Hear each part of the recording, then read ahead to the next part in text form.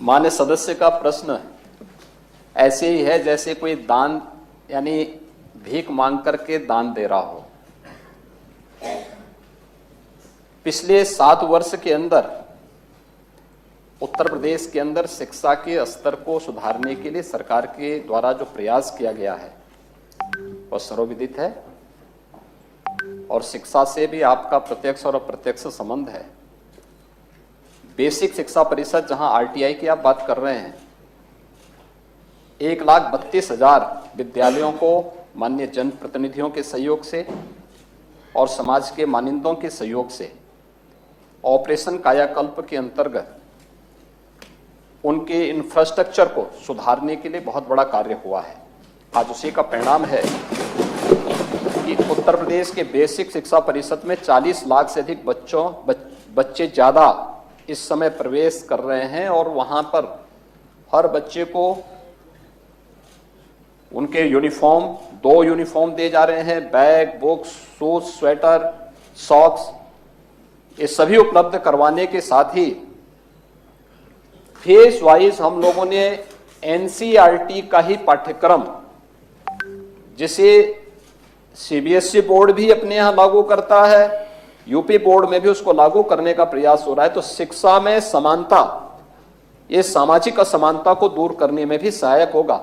तो जब बेसिक शिक्षा परिषद उस प्रकार की सुविधा उपलब्ध करवा रहा है तो कोई आवश्यक नहीं कि हम पब्लिक और कॉन्वेंट स्कूल में ही बच्चों को भेजें, बल्कि बेसिक शिक्षा परिषद में आप भेजिए। फ्री में सारी सुविधा सरकार उनको उपलब्ध करवाने का कार्य कर रही है।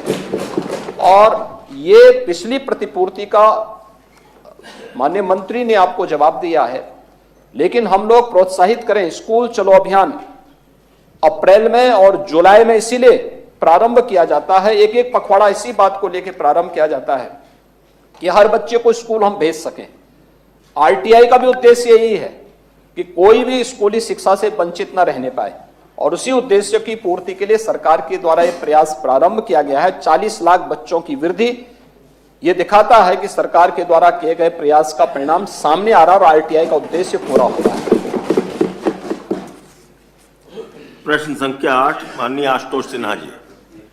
हो गया लाल बिहारी जी, हो गया। माननीय आशुतोष सिन्हा जी, अरे बैठे तो आप महोदय, इस विषय बात करेंगे। ये 1200 नहीं, लाल बिहारी जी, आरटीई, लाल बिहारी जी बैठिए। हमने बुला लिया, उनको बुला लिया, आशुतोष जी को बुला लिया है। प्रश्न संख्या 8 माननीय आशुतोष सिन्हा जी। माननीय मुख्यमंत्री जी, अरे भाई, अरे ये प्रश्न प्रहर है।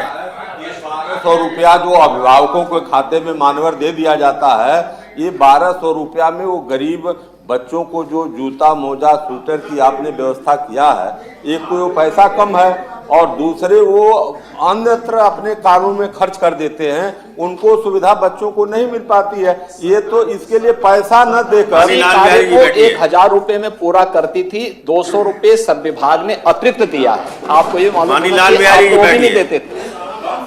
अरे माननीय लाल बिहारी जी, पूरी जानकारी करके पूछा करिए प्रश्न।